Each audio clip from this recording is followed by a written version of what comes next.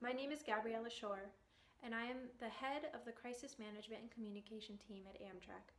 Amtrak regrets to inform that on May 15, 2017, at approximately 11:42 a.m., an Amtrak high-speed passenger train collided with an obstruction on the tracks, causing the train to derail. The collision took place on one of the high-speed rails traveling from Denver, Colorado to Albuquerque, New Mexico.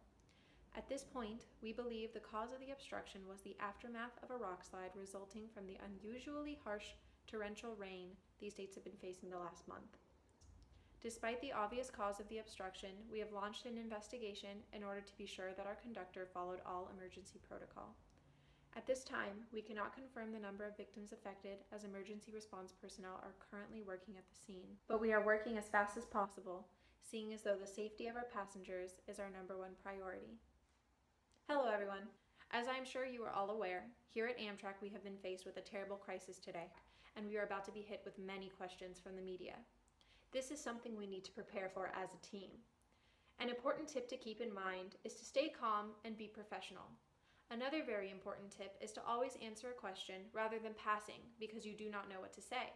This is something I want to go over today by talking about the concept of bridging, and how we can use this concept to gracefully respond to some of the harder questions the media might ask. We will start with the question, what is bridging? Bridging is a powerful means for taking charge of and controlling an interview. By using bridging techniques, a spokesperson can refocus or redirect the interview to what is most important, relevant, and critical. We use this tactic if a question a reporter asks is tough to answer or maybe not very relevant to the situation. Next, we will ask the question, how do we use bridging? Bridging is a simple technique that can be used when talking to reporters, but it does take practice.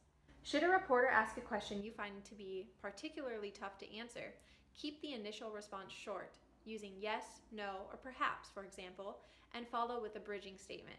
Some examples of bridging statements are 1. However, what is more important to look at is 2. However, the real issue here is 3. With this in mind, if we look at the bigger picture, 4, we find the more important issue is, and 5, let me emphasize again. Remember that the point of using a bridging statement is to bring it back to the key message of what we are talking about. Now let's go over some possible scenarios. During a press release, a reporter asks you, isn't it true that the accident could have been avoided? A possible and acceptable response to a question like this using a bridging statement would be, perhaps, but it is important to keep in mind that nature can be unpredictable and there were no visible signs of stress on the mountain as reported by our maintenance crew. Another example of a question a reporter could ask, since we are still unaware of any fatalities or the number of passengers injured, is, what are you guys going to do if people die? This is a very harsh question, and you might not want to speak on that topic before we have any more information. A response to this could be, I don't want to speculate on this. What is important in this situation is that everyone at Amtrak has been using every resource possible to get to the bottom of this through our investigation, and to make sure this does not happen again.